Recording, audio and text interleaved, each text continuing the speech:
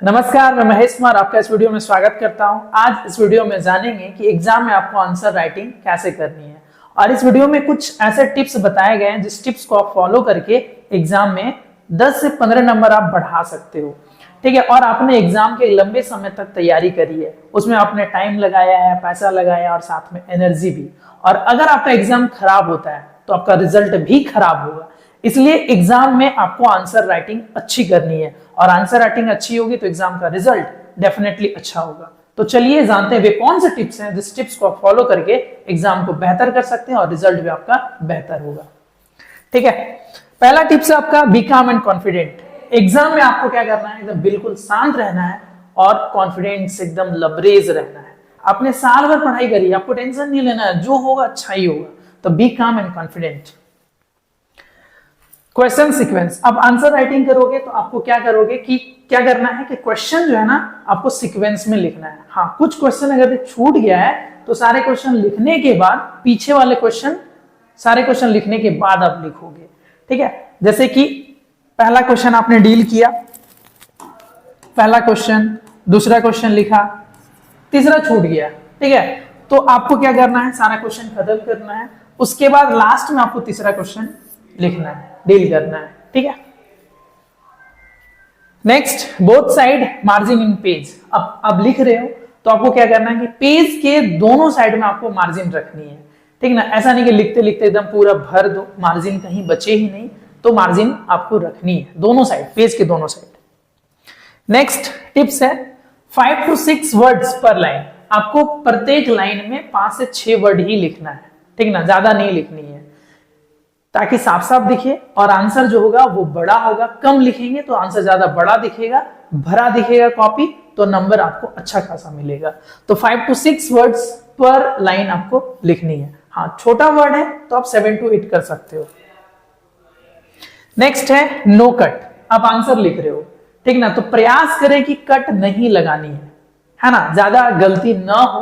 और अगर गलत हो जाए तो सिंपली ऐसे आपको कट करनी है। ठीक ना, तो बहुत ज्यादा इस तरह से जिगजैग एकदम इस तरह से नहीं कट करना है। ठीक है, तो क्या करना है, एकदम सिंपली कट लगा देना है, बस हो गया। और अगर ये नहीं कट लगाएंगे तो उसके बगल में आप उसको सही से लिख सकते हो। हाँ, कुछ जैसे मैथ वाले, साइंस वाले, न्यूमेरिकल वाले सेक्शन में आपको कट लगानी होगी। ठीक है, तो वैसे आप कट लगाएंगे लेकिन सिंपल वाला कट लगाएंगे, एक बार आप कट करेंगे, बस हो गया। नेक्स्ट है रीडेबल राइटिंग।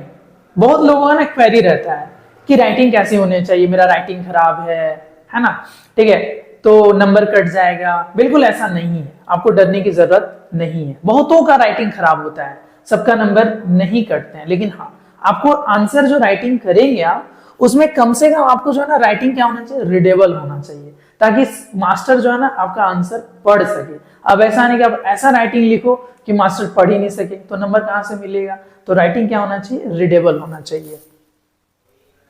नेक्स्ट है नो शॉर्ट फॉर्म, है ना, मतलब एग्जाम में किसी भी तरह का आपको शॉर्ट फॉर्म का इस्तेमाल नहीं करनी है।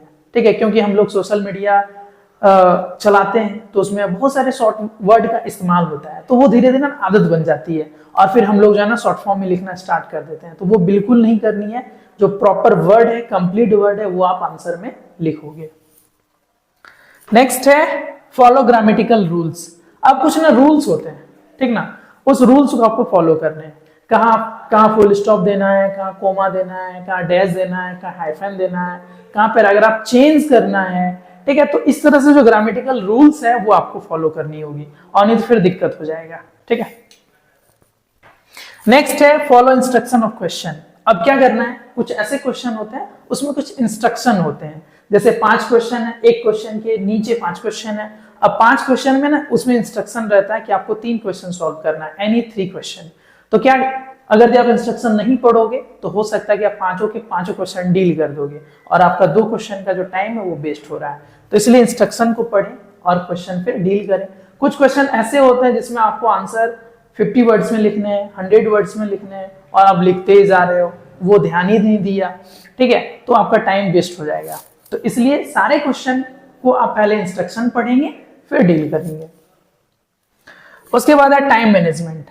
अब क्या होता है कि कुछ क्वेश्चन इजी होते हैं, कुछ क्वेश्चन टफ होते हैं, कुछ क्वेश्चन लॉन्ग आंसर के, कुछ शॉर्ट आंसर के होते हैं। अब क्या होता है कि हम लोग जो है ना लिखते लिखते टाइम का पता ही नहीं चलता है, कुछ इजी क्वेश्चन उसको भरना स्टार्ट करते हैं, क्योंकि बहुत लोगों के माइंड में होता है कि कॉपी भरेंगे नंबर मिल जाएगा। अब कॉपी भरने के चक्कर में आपका टाइम वेस्ट हो जाता है और फिर लास्ट में आपको कुछ क्वेश्चन छूट जाता है। तो वैसा नहीं करना है, आपको क्या करना है, प्रॉपर तरीके से टाइम मैनेज करने के साथ साथ ही क्वेश्चन को डील करना है। ठीक है, हो सके तो जो रूम में घड़ी वगैरह उस पर थोड़ा फोकस करें, ध्यान रखें कितना टाइम बचा हुआ है, कितना क्वेश्चन बचा हुआ है, कौन सा सेक्शन में आपको ज्यादा समय देना है, कौन सा सेक्शन में आपको कम समय देना है। और इससे बेहतर होगा कि आप एक क्वेश्चन पेपर का जो है ना प्रैक्टिस घर में ही करें कि आपको कितना समय लग रहा है ना। ठीक है, use diagram and flow chart. अब कुछ ऐसे क्वेश्चन होते हैं जिसमें आप डायग्राम बना सकते हो, फिगर बना सकते हो, फ्लो चार्ट का इस्तेमाल कर सकते हो। लैंग्वेज के साथ ये जो डायग्राम है, फ्लो चार्ट है, इसका इस्तेमाल जरूर करें, क्योंकि अगर मे भी हो सकता है कि आपका जो आंसर राइटिंग है, ठीक है, वो थोड़ा खराब है, तो ये जो है ना डायग्राम और फ्लो चार्ट आपका नंबर कंफर्म करेगा, नंबर फुल के फुल मिलेंगे। ठीक है, तो फ्लो चार्ट और फिर जो डायग्राम वगैरह है उसका यूज जरूर करें। नेक्स्ट है अटेम्प्ट ऑल क्वेश्चन।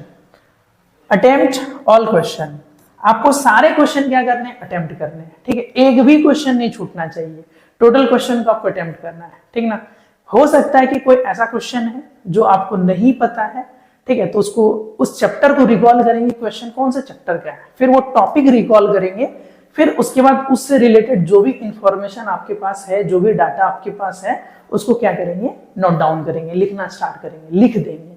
क्योंकि अगर मे भी हो सकता है कि वो क्वेश्चन आपके 5 मार्क्स के हैं, आप अगर ब्लैंक छोड़ेंगे तो आपको वहां 0 मार्क्स मिलेंगे। लेकिन अगर आपने कुछ लिखा है तो आपको जरूर 2 या 3 नंबर, आपको 2 से 3 मार्क्स आपको मिल ही जाएगा। ठीक है, जो आपका नंबर को इनहेंस करेगा, नंबर बढ़ाएगा। लेकिन अगर आप ब्लैंक छोड़ोगे तो आपको 0 नंबर मिलेगा, नंबर नहीं बढ़ेगा। ठीक है, तो ये टॉपर स्ट्रेटजी है, टॉपर लोग ऐसा करते हैं। ठीक है, नहीं भी आता फिर भी क्वेश्चन को डील करते हैं, है ना, कुछ ना कुछ लिख करके आते हैं। ठीक है, तो कुछ ना कुछ आपको नंबर जरूर मिलेंगे, और छोड़ोगे तो कुछ नहीं मिलेगा। नेक्स्ट है plan answer in every question. ठीक है, अब आप कोई ऐसा क्वेश्चन है, ठीक है, जो क्वेश्चन आपके मन में डाउट है कि कैसे लिखें, या फिर कोई भी क्वेश्चन हो, है ना, प्रत्येक क्वेश्चन के लिए जो है ना 2-4 सेकंड आप समय लें, फिर सोचें कि इसमें क्या लिखना है, कैसे लिखें, शुरुआत कैसे करनी है, दी एंड कैसे करनी है, ठीक है, बीच में क्या लिखेंगे, तो 2-4 सेकंड आप सोच लें। ठीक है, तो इससे क्या होगा, आपका लिखने का स्पीड भी अच्छा हो जाएगा, है ना, ज्यादा कम समय में आप लिख पाओगे, और हो सकता है कि उसमें जो गलत होने का चांसेस है वो नहीं होगा। तो इसलिए क्या करें कि प्रत्येक क्वेश्चन लिखने के पहले 2-4 सेकंड समय दें और एक बार आप सोच लें। और डाउटफुल क्वेश्चन हो तो उसको तो जरूर सोचना ही चाहिए।